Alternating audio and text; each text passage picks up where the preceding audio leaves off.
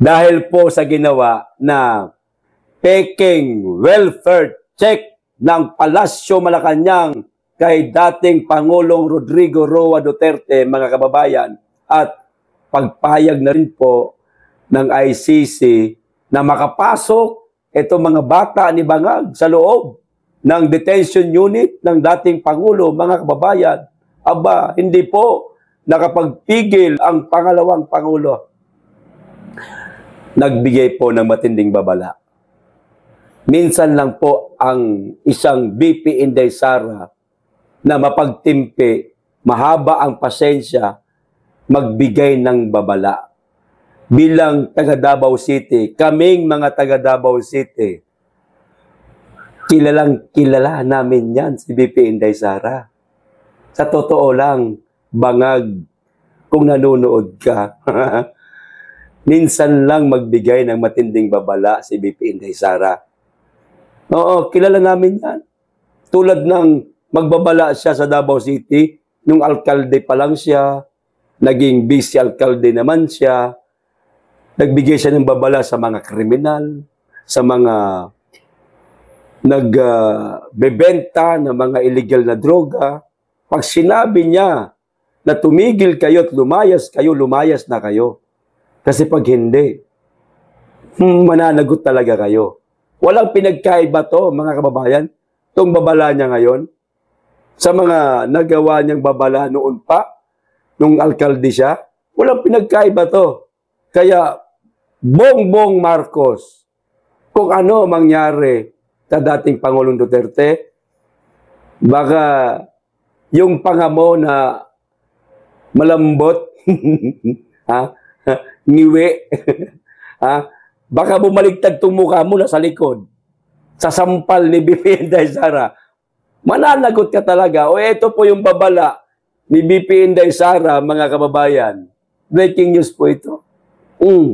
Mananagot kayo kung mamatay si FPRRD. Ayon po kay BP Inday Sara. Ayan na. Hindi na nakapagtimpi si BP Inday. Matinding babala ang binitawan ni Vice President Sara Duterte laban sa Malacanang at sa International Criminal Court o ICC kaugnay ng umano'y peking welfare check detention unit kay dating Pangulong Rodrigo Duterte, mga kababayan. Kasi po, pinayagan din ng ICC. No? At basta-basta na lang po nagsagawa ng welfare check itong Palasyo Malacanang sa dating Pangulo, mga kababayan, na hindi man lamang po yata nagpaalam sa pamilya Duterte, higit sa lahat sa pangalawang Pangulo. Masyado nang nangihimasok itong mga animal na ito, mga kababayan. Sumusobra na, kaya dapat lang talaga na magbitaw si BP Inday Sara ng mabigat na babala sa kanila.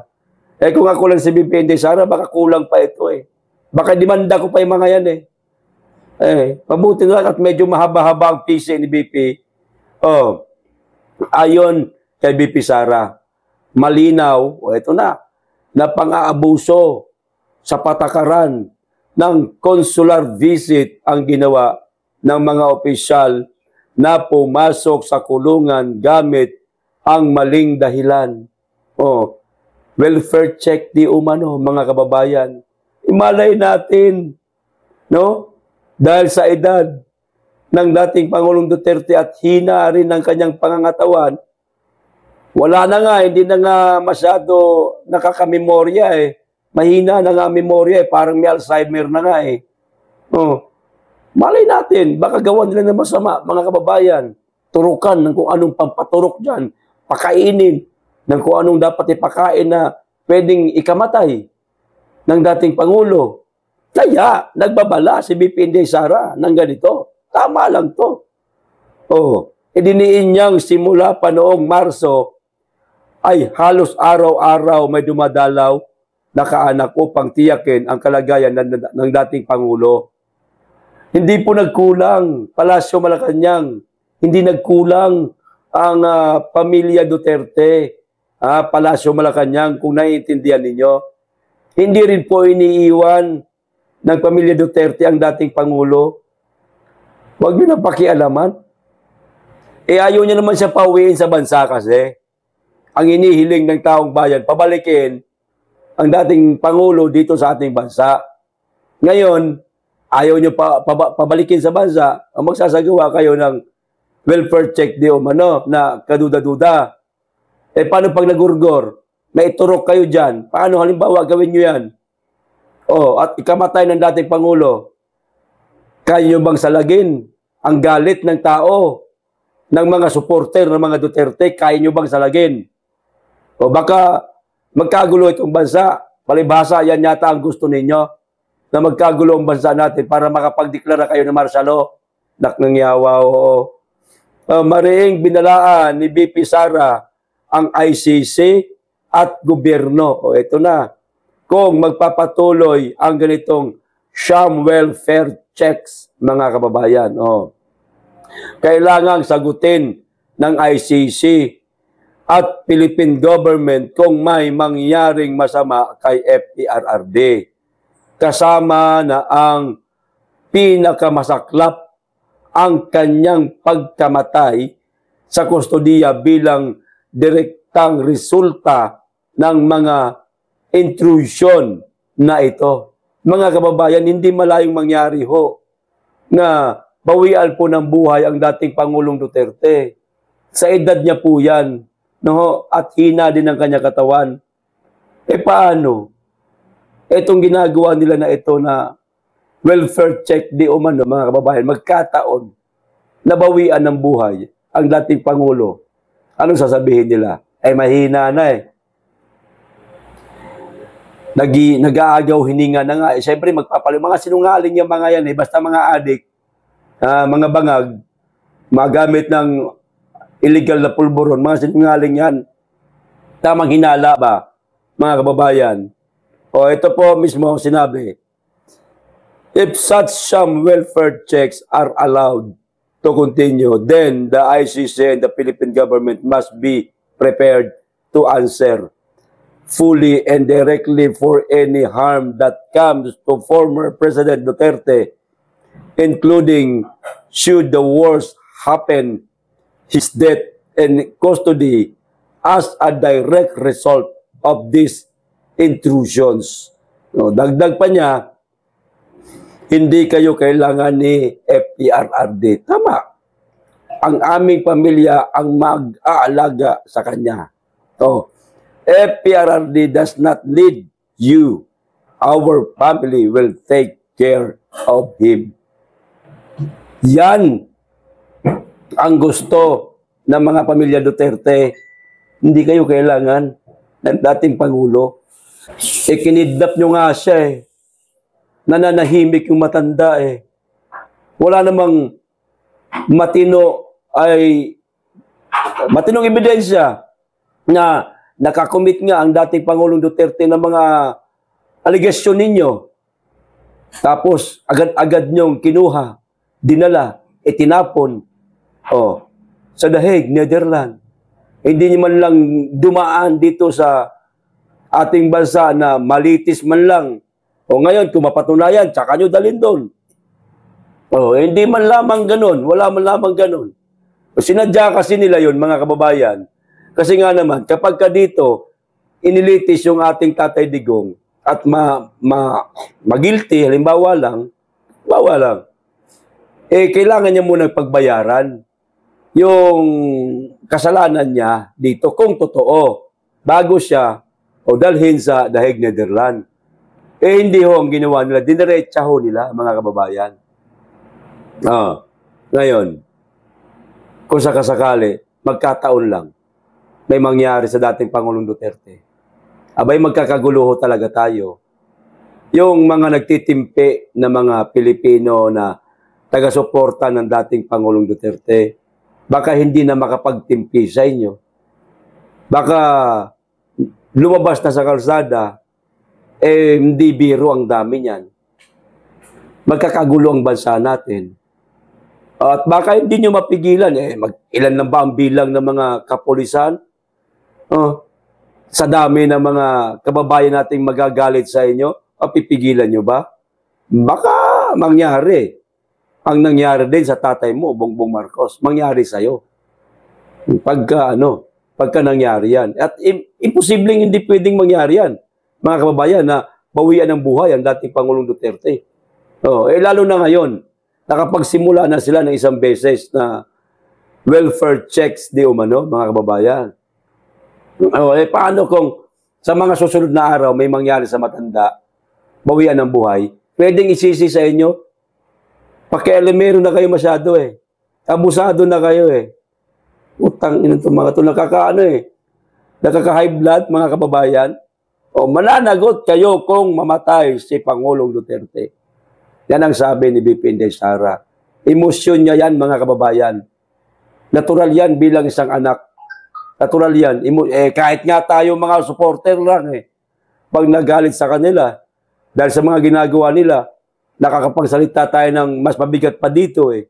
Ito pa kaya na anak. Natural yan. Baka mamaya batikusin na naman ito ng mga katulad ni Claire Castro na attack dog. Yan po ang naging tawag nito, saloobin ni BP Inday Sara. Ito pa isa, mga kababayan, idagdag ko po sa inyo itong balita na ito.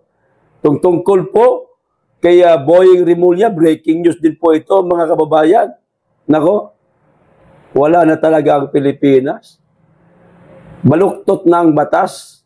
Ito, breaking, DOJ Secretary Jesus Crispin Rimulya confirms he has secured clearance for his ombudsman bid and has already forwarded it to the Judicial and Bar Council.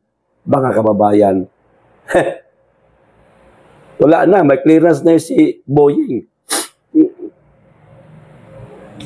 Ano mang oras, pwede na ito maging ombudsman, mga kababayan. Hindi man lang po natin nabalitaan na yung mga nakabinbin niyang kaso sa ombudsman tapos na o nilitis na siya, napatunayan ba o hindi. Wala man lang tayo nabalitaan ganun. Tapos itong balita na to, okay na. May clearance na siya, mga kababayan. Ano bang oras, pwede na itong lumabas. Itong clearance niya. At magiging ombudsman na siya. Wala na. Baluktot na ang batas sa Pilipinas. Sila-sila na lang talaga ang nakikinabang sa batas, mga kababayan. Yung mga katunggali nila, hindi nila mga kaalyado, hindi po nakakamit ang batas.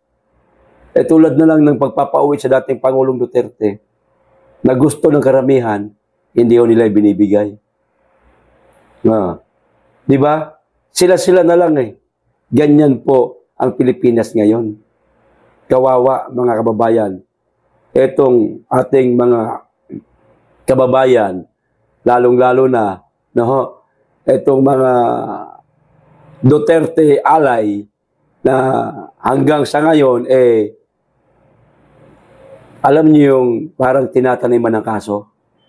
Anong ginagawa nila ngayon kay Senator Ronald Bato de la Rosa? Di ba? Meron na di umanong warrant of arrest si Bato na anumang oras pwede na rin siyang hulihin. Pagkatapos na ni Bato, mga kababayan, baka ang sumunod si Bongo. At yung iba pang mga kaalyado, kawawa ho. Ginagamit po nilang kapangyarihan ng batas para matupad lahat ng gusto nila. Para lang mawalis lahat ng mga alyado ng mga Duterte. Baka magkatotoo na nga yung Oplan Horus. Ayan. Oplan Horus na lahat ng mga Duterte at mga alyado ng Duterte ay i-wipe out nila, mga kababayan. Wala na ang Pilipinas. Hanggang kailan tayo magtitiis dito? Meron pag 3 taon si Makoy. Buti sana pagkatapos ng kanyang termino, bumabayan. Sa dami ng mga kinainisan sa kanya ng tao, baka matakot hindi bumabayang tao na yan. Baka totoo yung sinabi ni dating Pangulong Duterte na hindi bababayan. gagawa ng mga drama yan para magdeklara ng martial law. Maaring magkatotoo yun, mga kababayan. Sana hindi mangyari. Iba ang Duterte, ang Tatay Digong pag nagsalita. Mangyayari yan. Alam niya na kasi, basang-basa niya na yung galawan ng bangag nating Pangulo eh.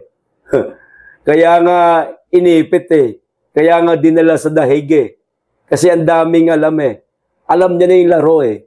Para hindi na makapagsalita, maisiwalat ang mga maaaring plano ng bangag admin na ito, tinatapon muna sa dahig yung matanda. Grabe ho, mga kababayan.